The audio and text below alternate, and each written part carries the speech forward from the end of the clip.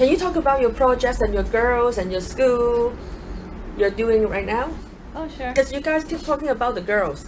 And then Raymond 同 Lisa 喺度影緊相啊，佢哋又話影相俾啲女仔睇。So who are the girls who benefits from your work? Yeah, they are my angels in life. They really are the one that gives me the force and the How many are they? In total, almost 300 kids that I'm able to care for. Wow. But especially the first school is only dedicated for girls. You know, girls in terms of girls, also little nuns. And the reason why I wanted them to be a nun in that age is because it is the formative age. You know, it's the process of shaping them up, psychologically, physically, you know, in every aspect, verbally. If they are on the, they are on probation nun's vow. So when they are behaving as a nun, then every morning they wake up, the first thing they need to learn to do is to pray, you know, to thank. And during the daytime, in everything they do, they must be reminded that, oh, I'm a nun, I should not cause any harm to anybody. I must help. I must not lie. I must be kind. You know, that kind of a constant reminding is there because of being a nun.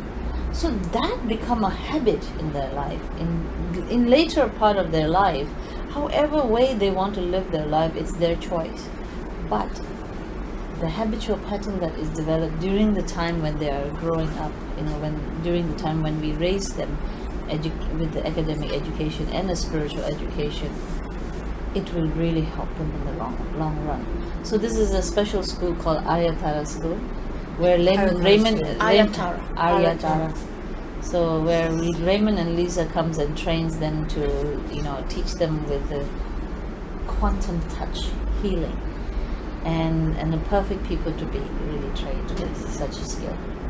咁我要講咧，佢哋學咗 quantum touch，因為小朋友心好純正啊，佢哋好見效。咁我其實都話晒都學咗先，但係其實我都成日都要求我哋啲小朋友幫我做 healing 嘅。Why do they need that? Why do they need quantum touch? They don't have TV. They don't have much pollution. They don't have much trouble. I thought people like this would be so happy living out there without, like, you know, we living in the material world. We have so much trouble. Like, we gotta make more money. We gotta find a man. We gotta, you know, do a good job. We gotta pay the rent.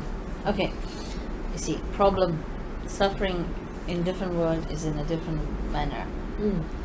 Your kind of suffering is more of a psychological, emotional, yes. Right? Our kind of suffering is more lack of basic facilities. Basic facilities. When somebody's sick physically, you know, there's no doctor. Yeah, no proper medical facilities that is available. If there is it is available. It is expensive. So due to lack of resources, they suffer the pain. Oh. And yeah, so different kind of suffering is there. Oh, so that's why they need that to heal themselves. So when there is a you know, somebody sick, somebody has pain, it is natural. When you are suddenly you didn't drink enough water today, you might have a headache. And somebody can immediately come and heal you instead of giving you a pill. Nowadays it's so easy to take a pill, but now I believe that these Western allopathic medicine pills are so damaging to our body. Oh yes. You know, in the long run.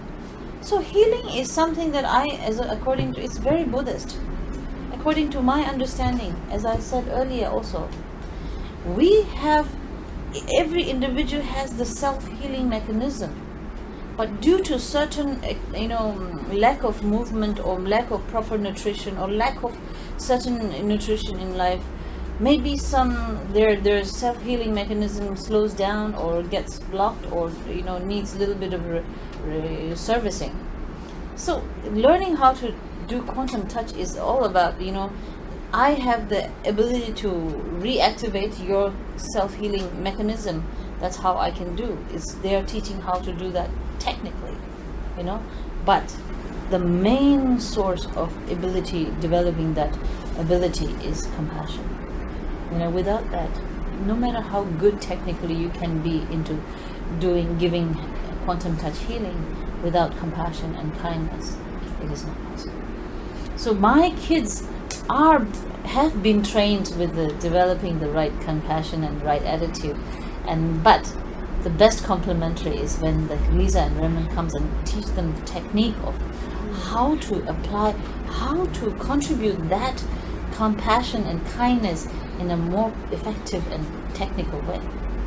I think you can share. Some of our kids are so happy and they retain confidence, after they practice this on patients and absolutely.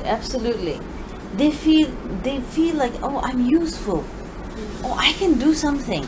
Normally, what is the attitude in such a country where we live is like, oh, we are financially very poor. There's nothing much we can do for anybody. We need help.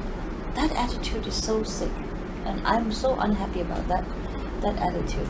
But when these kids could learn the technique of quantum touch, and they were able to remove or reduce somebody's pain, and when they saw the joy and the comfort, the convenience of enjoying without pain in somebody else, gave them such excitement, feeling like, oh my God, it's almost like I can create magic. I can create magic without medicine.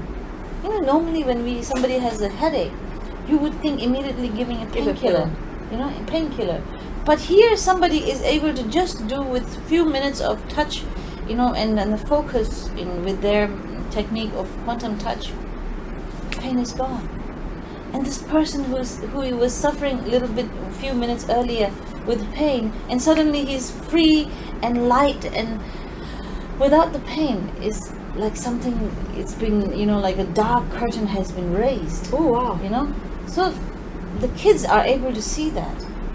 And that is something really, really special experience in their life. Yeah. It's something like they can give so much. And when somebody realizes that I have so much to give, they feel strong and powerful and rich. So this is how my kids are experiencing, really, with the learning of quantum touch.